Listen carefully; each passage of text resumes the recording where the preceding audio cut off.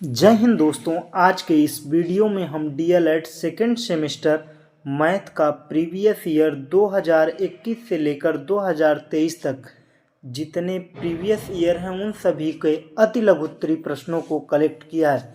इसमें बारी बारी से प्रत्येक क्वेश्चन को डिटेल में बताने वाले हैं, जिससे आप अपने मैथ को और बेहतर कर सकते हैं और आपको ये अंदाज़ा मिल जाएगा कि पेपर में कैसे क्वेश्चन आ रहे हैं। हम ये जो प्रीवियस ईयर का सीरीज लाए हैं, जिसमें हमने साइंस का प्रीवियस ईयर दिया है, मैथ का वस्तुनिष्ठ का प्रीवियस ईयर दिया है और ये अति लघुत्तरी का प्रीवियस ईयर है। पहला प्रश्न है, एक कक्षा की लंबाई 10 मीटर, चौड़ाई 6 मीटर और ऊंचाई 5 मीटर है, तो कक्षा के चारों दीवारों का क्षेत्रफल ज्ञात कीजिए।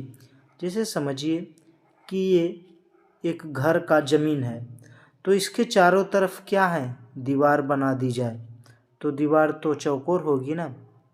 ठीक, ऐसे चारों तरफ दीवार बना दी जाए। ठीक, अब समझिए मेरी बात को। तो लंबाई कितना दे रहा है, 10 मीटर। ठीक, और ऊंचाई कितना दे रहा है, 5 मीटर। ठीक, ये लंबाई हुई और ये दीवार खड़ी होगी, ऊंचाई हुई।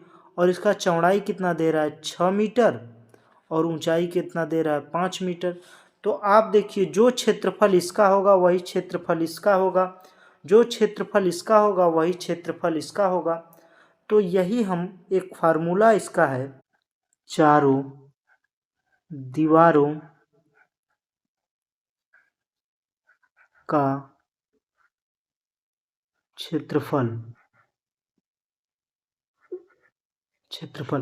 इसका फार्मूला होता है 2 लंबाई गुणित ऊंचाई प्लस चौड़ाई गुणित ऊंचाई।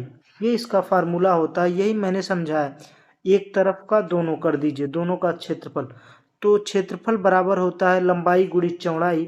तो लंबाई कितना दिया है, लंबाई गुणित ऊंचाई, तो लंबाई दिया है 10 मीटर, फिर कितना दिया है, 5 मीटर, प्लस कितना दिया है, 6 मीटर, ऊंचाई कितना दिया है, 5 मीटर।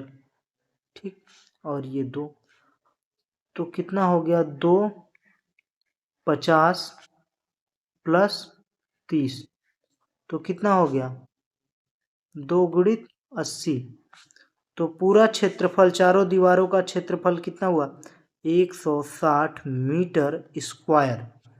बढ़ते हैं अगले क्वेश्चन की ओर। तो अगला क्वेश्चन क्या है, तो अगला क्वेश्चन है, दो संख्याओं का योग 15 है। दो संख्याओं का योग 15 है और उनमें से एक संख्या दूसरी संख्या की 4 गुनी है। तो पहली संख्या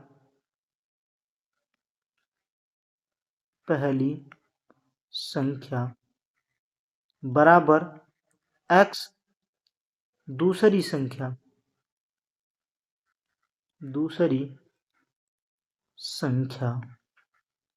बराबर कितना है, 4 गुनी है, तो 4x। तो कह रहा है इन दोनों संख्याओं का योग, तो दोनों संख्या, पहली संख्या x, दूसरी संख्या 4x, दोनों संख्याओं का योग कितना है, 15 है। तो 5x 4x 5x बराबर 15, तो x बराबर 3। तो पहली संख्या कितना होगी, 3 होगी, और दूसरी संख्या कितनी होगी, 4 गुणित 3 बराबर 12। पहली संख्या 3 हो गई, दूसरी संख्या 12। बढ़ते हैं अगले क्वेश्चन की ओर। तो अगला क्वेश्चन क्या है, 6 सेंटीमीटर 4 सेंटीमीटर के दो घनों को पिघलाकर एक बड़ा घन बनाया जाता है। तो बड़े घन का आयतन, तो वॉल्यूम, आयतन बराबर होता है लंबाई गुणित चौड़ाई गुणित ऊंचाई। तो लेकिन घन में क्या होता है, घन में सभी लंबाई, चौड़ाई और ऊंचाई तीनों बराबर होती है। तो घन का आयतन बराबर होता है भुजा का क्यूब। तो 6 का क्यूब बराबर कितना हो गया, 216। और दूसरा 4 सेंटीमीटर वाले घनों का आयतन कितना हो गया? 4 का क्यूब बराबर कितना हो गया? 64। तो तीसरा क्यूब, सबसे बड़ा क्यूब पूछ रहा है, तो सबसे बड़ा क्यूब का क्या होगा? 216 प्लस 64 बराबर 280। ये क्या होगा? उसका आयतन होगा। बढ़ते हैं अगले क्वेश्चन की ओर। तो अगला क्वेश्चन है x plus 1/a x minus a। तो इसका मल्टीप्लाई करना है, तो x minus a plus 1/a x minus a। तो यहाँ पे होगा x square minus x a plus x by a minus a by a. तो क्या हो जाएगा इसका answer? X square minus x a plus x by a minus 1। ये हो गया इसका आंसर। बढ़ते हैं अगले क्वेश्चन की ओर। तो अगला क्वेश्चन क्या है? 89 के अंकों को परस्पर बदलने पर प्राप्त मूल संख्या कितनी होगी? तो 89 है, 89 के अंक को अगर बदल दिया जाए तो कितना हो जाएगा? 98। 98 89 से कितना अधिक है? तो 89 को माइनस कर देंगे। 89 को जब माइनस करेंगे तो कितना आएगा? 9 आएगा। और ये हुआ आंसर इसका। देखिए कितने छोटे छोटे आंसर क्वेश्चंस हैं। बढ़ते हैं अगले क्वेश्चन की ओर। एक साइकिल के पहिए की त्रिज्या, साइकिल का पहिया कैसा होता है? गोला होता है। तो कह रहा है एक साइकिल के पहिए की त्रिज्या कितनी है? 21 सेंटीमीटर है। तो 100 चक्कर लगाने पर, तो हम परिधि निकाल लें तो उसकी दूरी पता चल जाएगी। तो परिधि बराबर होता है, वृत्त का परिधि बराबर होता है 2πr। तो 2πr होता है वृत्त की परिधि। तो 2 दिया है 22/7 और त्रिज्या कितना है? 21 है। तो 7 त्रिक 21, 3 दूना 6, 22 छक्का 132। परिधि कितनी आ गई? 132 सेंटीमीटर। इसकी दूरी जो है, ये जो वृत्त जैसा बन रहा है, ये जो वृत्त जैसा बना है परिधि, इसकी दूरी कितनी है? 132 सेंटीमीटर। अगर इस वृत्त को यहाँ से काट दिया जाए तो एक कैसी बन जाएगी? सीधी लाइन। और सीधी लाइन की लंबाई कितनी है? 132 है। और 132 को 100 बार, 100 चक्कर लगाने पर कितना दूरी होगा? तो 132 गुणित 100, तो कितना हो जाएगा? 132 डबल 0 13,200 सेंटीमीटर इसका आंसर होगा। बढ़ते हैं अगले क्वेश्चन की ओर। तो अगला क्वेश्चन क्या है कि धन पूर्णांक 4x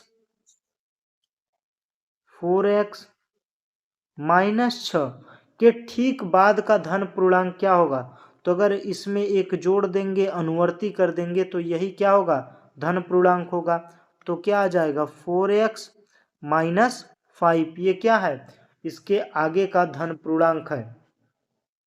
अनुवर्ती बोलता है, अनुवर्ती अगर कहता है तो अनुवर्ती में क्या करेंगे? एक जोड़ देंगे। पूर्ववर्ती पूछेगा, पूर्ववर्ती पूर्ववर्ती अगर पूछता है, पूर्ववर्ती पूछता है तो क्या करेंगे? -1 कर देंगे।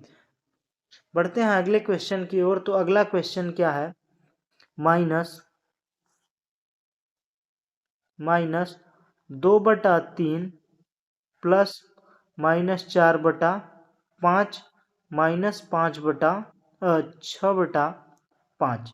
अगर इसको हम सॉल्व करें तो देखिए सब में माइनस है, तो माइनस माइनस क्या होता है? प्लस हो जाता है। तो सबसे पहले हम क्या करेंगे?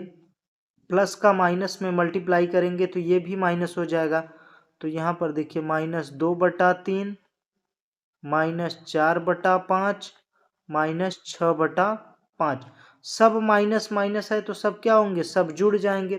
तो लेकिन देखिए यहाँ पर 5 5 बराबर है, हर बराबर है तो हर तो जुड़ जाएगा। तो -2/3 माइनस प्लस -10/5, फिर माइनस को जोड़ेंगे तो कितना होगा, 5 दूना, इधर का मल्टीप्लाई इधर करेंगे, इधर का मल्टीप्लाई इधर करेंगे और फिर इसका नीचे करेंगे। तो 5 दूना 10 -10 प्लस 10 तिहाई 30 -30 बटे 5 तिहाई 15, तो कितना हो गया 30 10 40 -40/15, 5 तिहाई 15, 5 8 40 -8/3 इसका आंसर हो गया। बढ़ते हैं अगले क्वेश्चन की ओर। तो अगला क्वेश्चन क्या है, 15 सेंटीमीटर भुजा वाले वर्ग से 5 सेंटीमीटर भुजा वाले वर्ग कितने काटे जाएंगे। जैसे समझिए कि ये क्या हुआ, 15 सेंटीमीटर वाला वर्ग हो गया। 15 सेंटीमीटर मतलब ये भी 15, ये भी 15, ये भी 15, ये भी 15, मतलब चारों भुजाएं बराबर हों और वर्ग का क्षेत्रफल होता है, वर्ग का क्षेत्रफल बराबर होता है भुजा का स्क्वायर। तो यहाँ पर देखिए, और बात कह रहा है कि 5 सेंटीमीटर वाले, अगर 5 5 का काटा जाए तो कितना बनेगा, कितने त्रिभुज बनेंगे, 5 5, ऐसे 5 काट दिया जाए, फिर इधर से 5 काट दिया जाए, ऐसे करके। तो इस प्रकार से अगर त्रिभुज काटा जाए तो कितने वर्ग बनेंगे ये पूछ रहा है।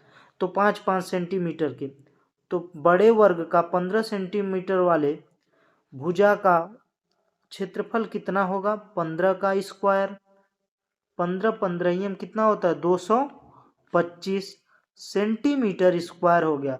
और छोटे का क्षेत्रफल वर्ग का कितना होगा, पहला वर्ग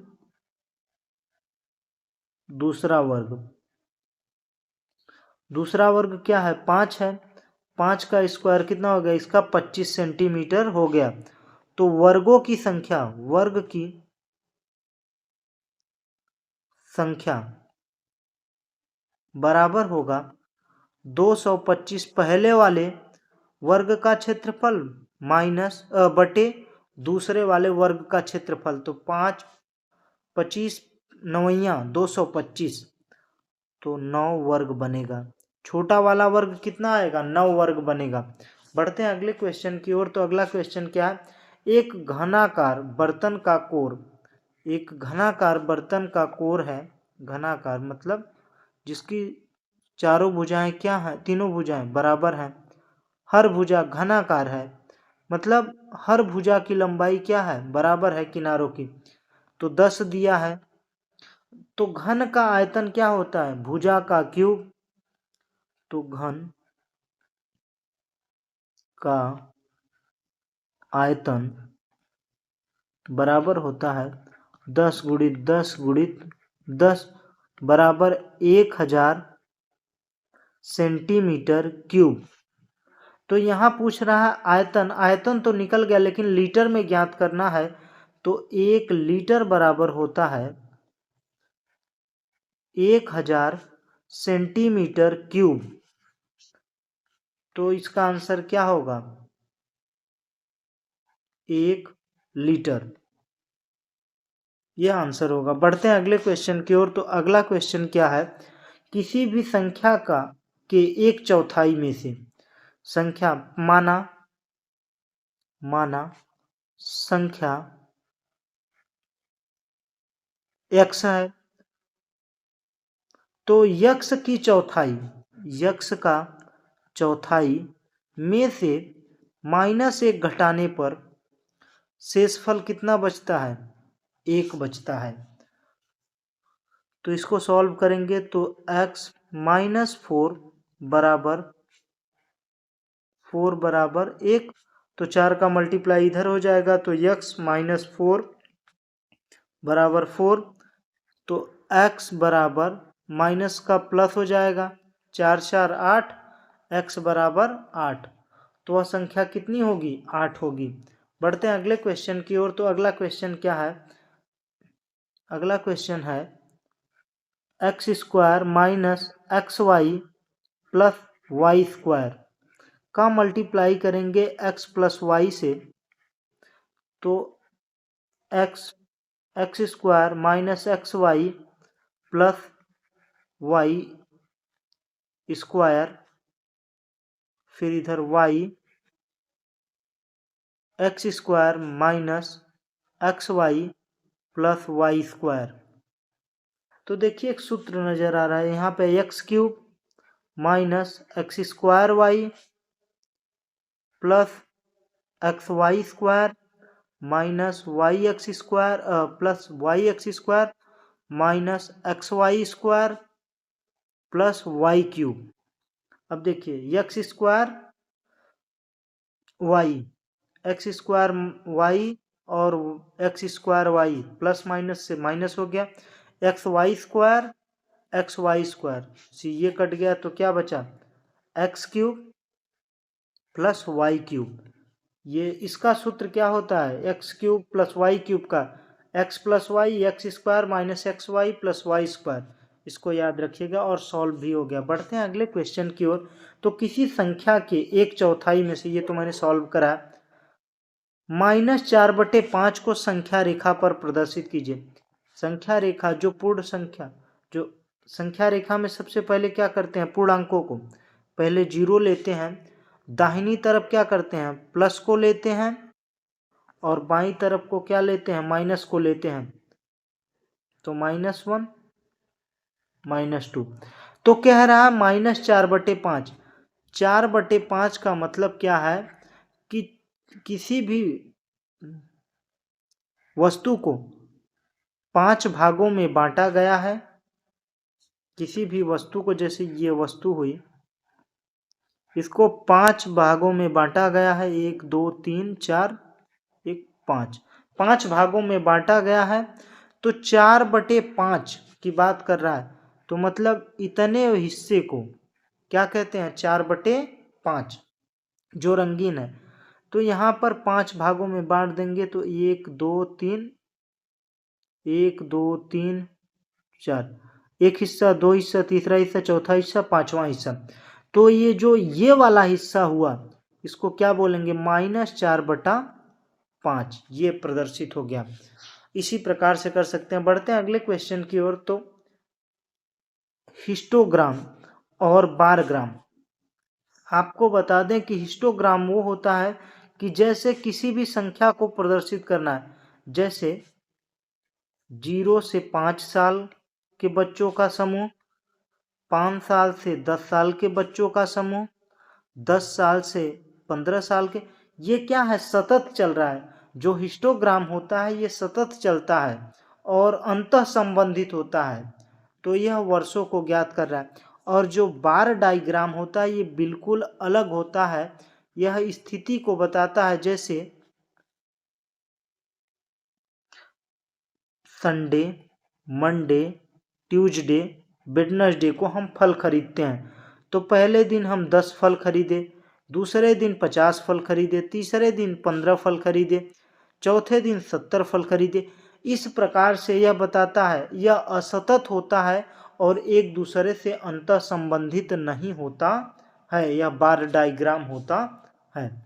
बढ़ते हैं अगले क्वेश्चन की ओर। तो अगला क्वेश्चन है, घनाभ का क्षेत्रफल 125 वर्ग मीटर है। घनाभ का क्षेत्रफल 125 वर्ग मीटर है और यदि उसकी ऊंचाई 4.5 है तो आयतन ज्ञात करो। तो आपको बता दें कि घनाभ का आयतन बराबर होता है, घनाभ का आयतन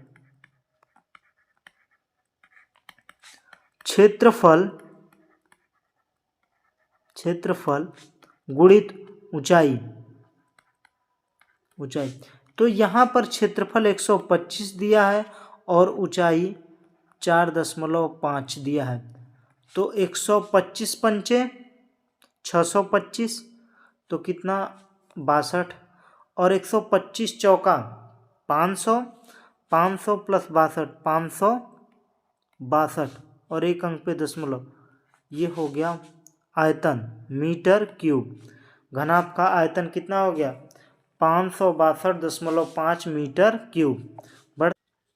बढ़ते हैं अगले क्वेश्चन की ओर। तो अगला क्वेश्चन है महत्तम समापवर्तक। समापवर्तक ये याद रखना, समापवर्त्य नहीं समापवर्तक होता है। ऐसा उभयनिष्ठ अंक जो सभी संख्याओं को विभाजित कर दे। ऐसा बड़ी से बड़ी संख्या जो सभी संख्याओं को विभाजित कर दे, उभयनिष्ठ। तो x square minus x cube plus x square plus x. तो यहाँ पे देखिए, अगर x कॉमन लेंगे तो x माइनस 1 होगा। अगर यहाँ से x कॉमन लेंगे तो x square plus x plus 1 ये हो गया। देखिए दोनों में कॉमन क्या है, x है, तो x ही क्या होगा हमारा मस होगा। आज के वीडियो में बस इतना ही। अगर आपको ये वीडियो अच्छा लगा हो तो वीडियो को लाइक कीजिएगा, अपने दोस्तों के साथ शेयर कीजिएगा, और हमारे चैनल पर नए हो तो भाई प्लीज़ यार चैनल को सब्सक्राइब कर दीजिए। हम आप लोगों के लिए मेहनत कर रहे हैं, तो आप भी हमारे साथ मिलकर मेहनत कीजिए और अपना सपोर्ट दिखाइए। Thanks for watching. जय हिंद।